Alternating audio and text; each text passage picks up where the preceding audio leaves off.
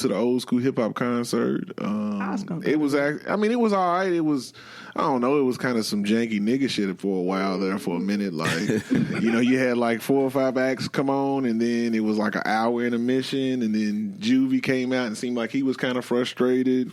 A-Bond, MJG kind of seemed like they was a little frustrated because they was being rushed. But other than that, I mean, shoot, Day of Love. Every day is the 14th at my house, so it was love my baby. So love my baby. Hey baby. What you do, Red?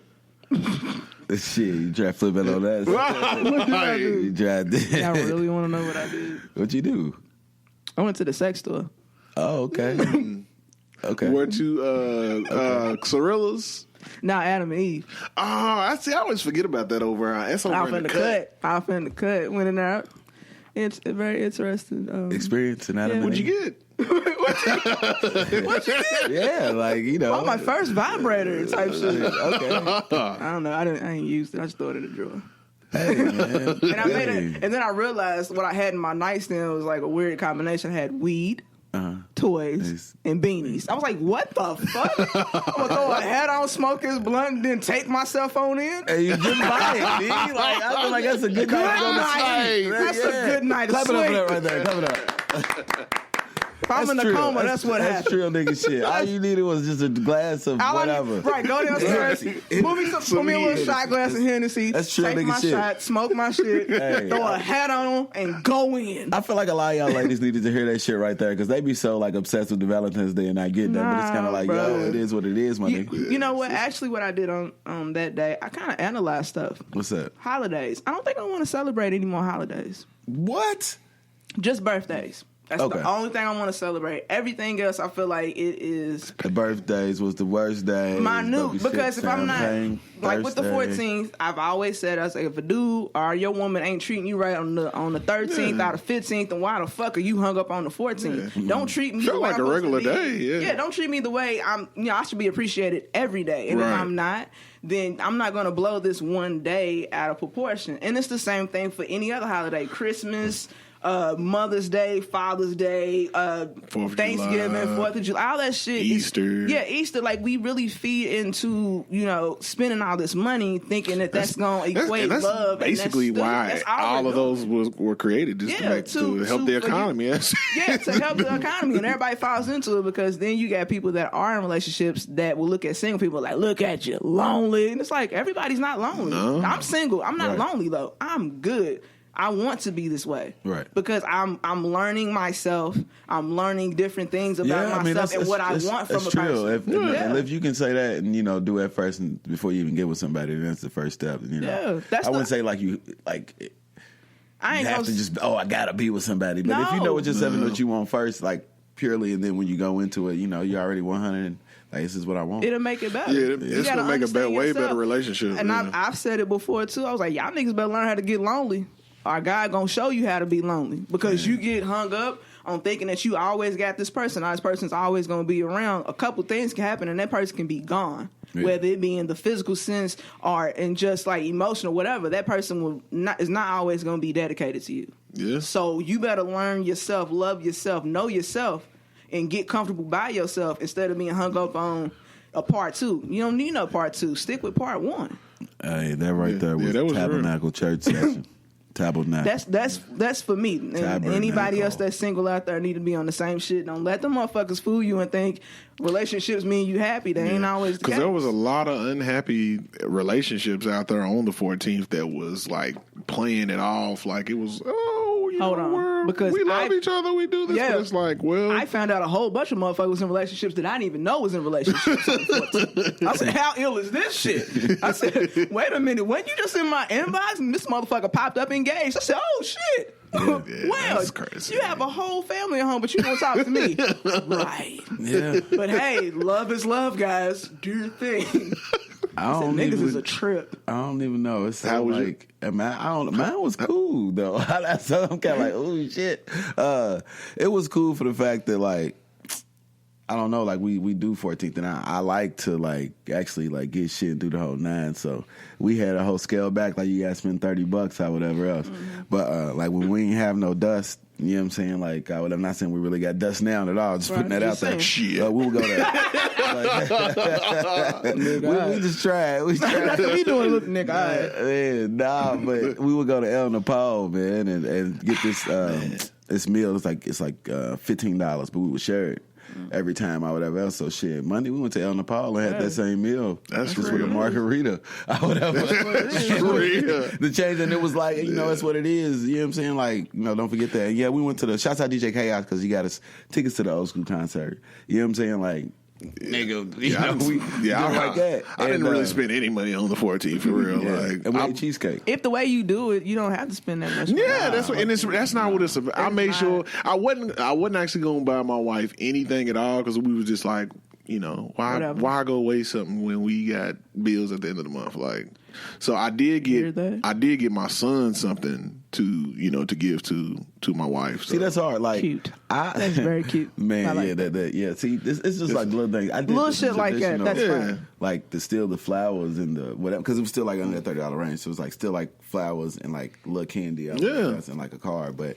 I guess when she really likes the card versus everything else, so it don't make no difference. I make sure I got I buy my wife cards like all the time. Like I'll just randomly, if I'm thinking about it and I want her to, you know, just know that I love her and that, you know, I care for her, I'll get a card and just put it on her window, you know, on her windshield of her car where when she goes to work in the morning, she'll be like, oh, shoot, you know, make sure she starts her day off right. Yeah, it's the little shit. Yeah, it's the little things, let man. that shit, you know, control you. And like I went on a small rant on Facebook. I was like, I'm sick. And this is just period in general. I am sick of people telling other people how to feel.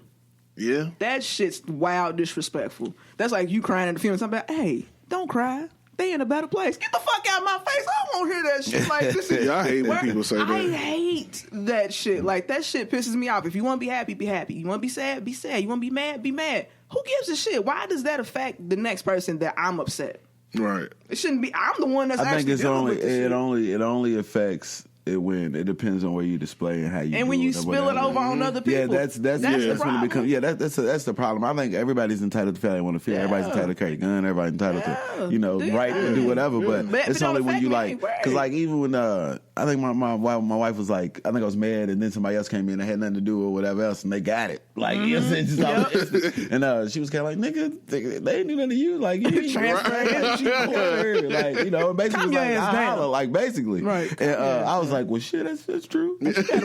Yeah, I apologize. But that's for me. Like if I'm in a bad mood, I don't be around nobody. Yeah, I'm in my room. I'm quiet. I'm chilling. I'm not gonna, because it's not your fault, and I don't want to spill my feelings onto anybody else. But what you're not gonna do is tell me how, what, when. No, you're not about to get on. No, I tell my wife that all the time. Like she'll be mad, and like I'll just be like, okay, like chill. Like you're mad, but that doesn't. Right, I'm gonna be mad. Have to mean that I'm mad. So I'm gonna give you a space, and you be mad. Yeah, you be mad. Do your thing. You know, maybe I can change your mood. Right. You know, a little bit. Can I make you happy? No, you don't want to be happy. Okay, I'm over here. Basically, 100%. But pretty simple.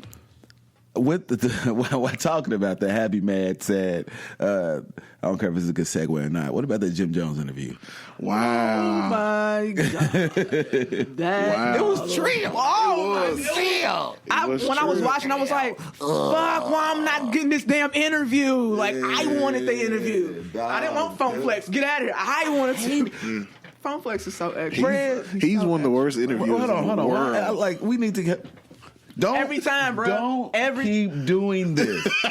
Don't do this. Y'all can't see us, but y'all gonna be able to see us. But look, he kept touching that man. And like when you emotional or whatever, you upset, it's like, bro, don't keep touching me. Your hands look long like spiders. You know what I'm saying? I kept thinking in my head. I'm sitting there looking at my computer like, man, this thing got these long ass cutting hands. I'm a DJ. I'm like, it looks nasty. He's doing the crab. Is that why he's cold? Crab Because of them long ass fingers? No, bro.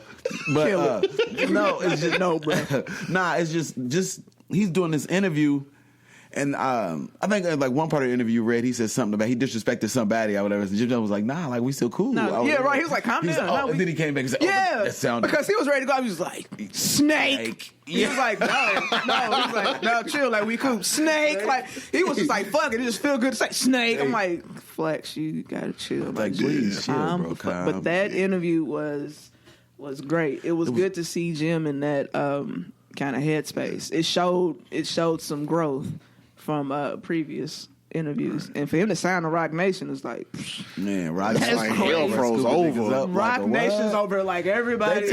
Rock Nation is taking niggas that come straight out of jail and making $1 million and then putting them in positions to win. But it's crazy to see the transition that Rock Nation made. Like when they first started out, it was all athletes, like all athletes.